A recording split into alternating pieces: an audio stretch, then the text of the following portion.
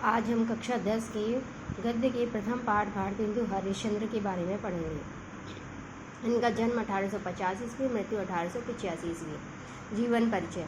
भारतेंदु हरिश्चंद्र का जन्म सन 1850 में काशी के एक प्रतिष्ठित और धनी परिवार में हुआ था।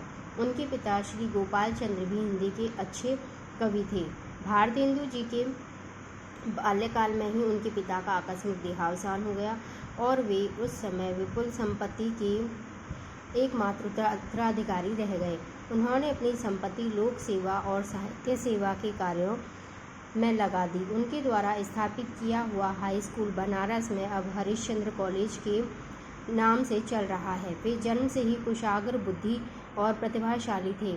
कविता करने का शौक भी उन्हें बचपन से ही था। 16 वर्ष की आयु होने पर तो उन्होंने ग्रंथ रचना आरंभ कर दी। लगभग 35 वर्ष की अल्प आयु में ही सन 1885 में उनका स्वर्गवास हो गया। भारतेंदु को वर्तमान हिंदी गद्य का प्रवर्तक माना जाता है। भाषा और साहित्य दोनों पर उनका स्थायी प्रभाव पड़ा। उन्होंने गद्य की भाषा को परिमार्जित कर उसे मधुर और स्वच्छ बनाया। वे सुधारवादी थे। प्राचीन और नवीन का सामंजस्य भारतेंदु जी की सबसे बड़ी विशेषता रही है।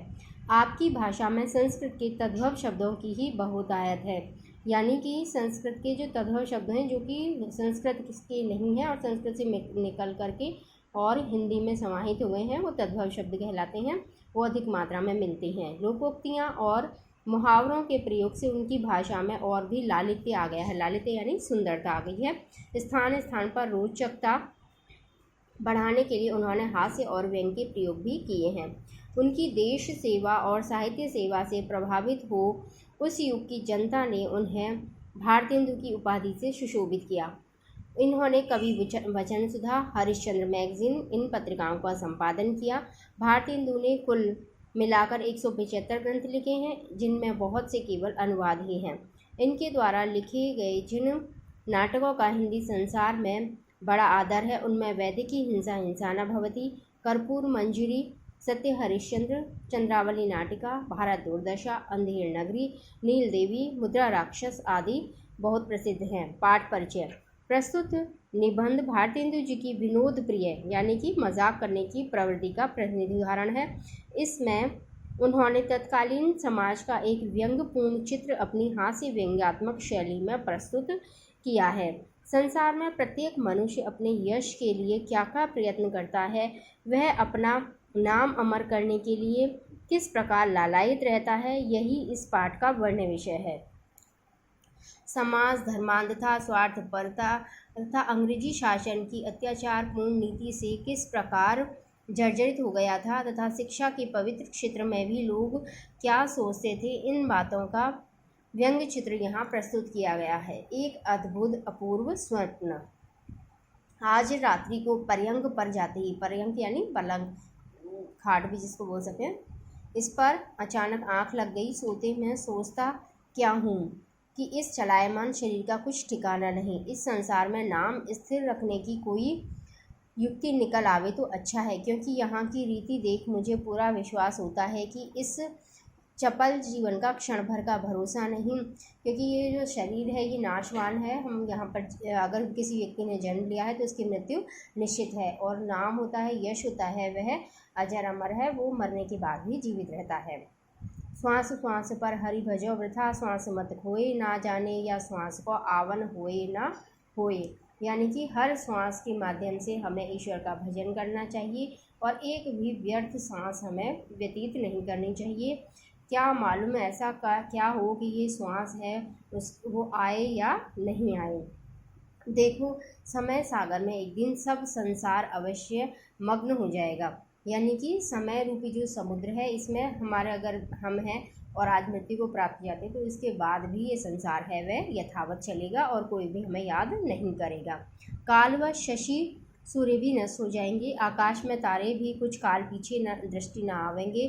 केवल कीर्ति कमल संसार सरोवर में रहे व ना रहे, और सब तो एक तप्त तवे की बूंद हुए बैठे हैं, यानी कि कीर्ति रूपी कमल है वह संसार रूपी सरोवर में हमेशा रहेगा, और बाकी जो व्यक्ति हैं और इस संसार के पदार्थ हैं वो तो उस बूंद के समान है जो गर्म तवे पर पड़ते ही समाप्त हो जाती है।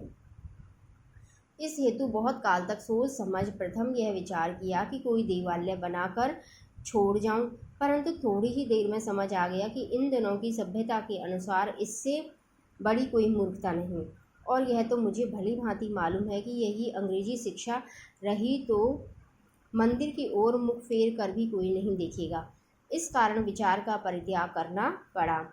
फिर पढ़े पढ़े पुस्तक रचने की सूझी, परंतु इस विचार में बड़े कांटे निकले, क्योंकि बनाने की देर न होगी कि कीट क्रिटिक क्रिटिक मतलब जो कि इसके आलोचक रूपी जो कीड़े हैं वो काट कर आधी से अधिक निगल जाएंगे। यश के स्थान पर शुद्ध अपयश प्राप्त होगा।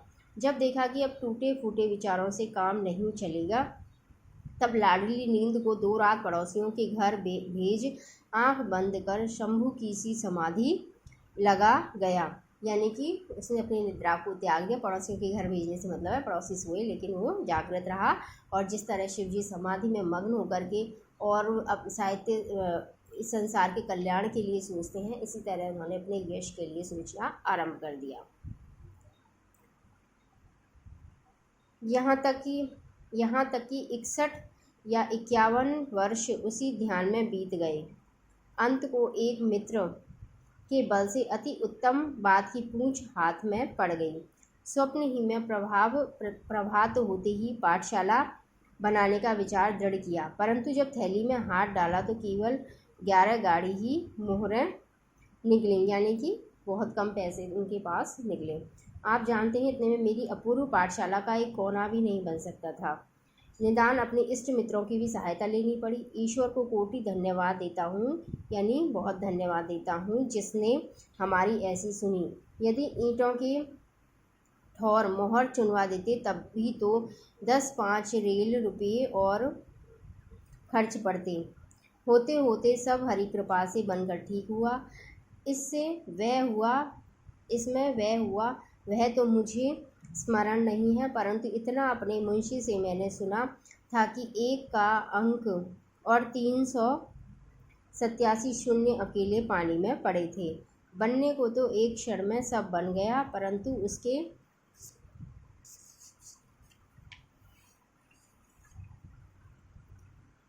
जोड़ने में पूरे 25 वर्ष लगे। अब हमारी अपूर्व पाठशाला बनकर ठीक हुई। उसी दिन हमने हिमालय की कंदराओं में से खोज कर अनेक उद्दंड पंडित बुलवाए, जिनकी संख्या 0.0 से अधिक नहीं थी। यानी कि हम अब जब पाठशाला का निर्माण हो गया तो शिक्षकों की भी आवश्यकता हुई, और शिक्षक वहाँ मिले नहीं तो उन्हें बड़ी दूर से उन्होंने खोज करके मंगवाया। इस पाठशाला में अनगिनत अध्यापक नियत किए गए, परंतु मुख्य केवल ये हैं। पंडित मुग्धमणि शास्त्री तर्क वाचस्पति, यानी कि मुग्धमणि शास्त्री हैं, वो प्रथम अध्यापक हैं और वो तर्क में उन्होंने वाचस्पति की उपाधि ग्रहण कर रखी है, यानी कि तर्क करने में वो बड़े प्रवीण हैं। पाखंड प्रिय धर्माधिकारी अध्यापक धर्मशास्त्र, यानी धर्मशास्त्र के जो अध्यापक नियुक्त किए गए वो पाखंड करने वाले थे और उन पाखंडों को ही धर्म का अधिकारी मानने वाले हैं। प्राणांतक प्रसाद व्याकरण अध्यापक वैद्यक शास्त्र, और वैद्य शास्त्र के जो अध्यापक थे वो प्राणांतक प्रसाद यानी प्राणों का अंत कर देने वाले अध्यापक। लुप्त लोचन ज्योतिषाभरण अध्यापक ज्योतिष शास्त्र के जो अध्यापक हैं वो लुप्त लोचन अर्थात उनके नेत्र ही नहीं हैं, और जिसके नेत्र नहीं हैं वो खगोलीय पिंडों के अध्ययन के द्वारा ज्योतिष का ज्ञान प्राप्त नहीं कर सकता। शील दावानल नीति दर्पण अध्यापक नीति शास्त्र के अध्यापक हैं, वो शील यानी चरित्र के लिए ही दावानल के समान हैं। और आत्मविद्या, इन पूर्वोक्त पंडितों के आ जाने से अर्धरात्रि गए पाठशाला खोलने बैठे। इस समय इष्ट मित्रों के सम्मुख उस परमेश्वर को कोटि धन्यवाद दिया जो संसार को बनाकर क्षण भर में नष्ट कर देता है, और जिसने विद्या शील बल के सिवाय मान मूर्खता परद्रोह पर निंदा आदि परम गुणों से इस संसार को विभूषित किया है। हम कोटि धन्यवाद पूर्वक आज इस सभा के सम्मुख अपने स्वार्थरत चित्त की प्रशंसा करते हैं, जिसके प्रभाव से ऐसे उत्तम विद्यालय की नींव पड़ी। उस ईश्वर को ही अंगीकार था कि हमारा इस पृथ्वी पर कुछ नाम रहे। नहीं तो जब द्रव्य की खोज में डूबते डूबते बचे थे, तब कौन जानता था कि हमारी कपोल कल्पना सत्य हो जाएगी। द्रव्य की खोज में यानी कि उनके पास धन का अभाव था और वो धन प्राप्त करने के लिए प्रयासरत थे। तब उन्हें लगा था कि उनका जो सोचा गया सपना है वो पूरी कल्पना ही ना रह जाए।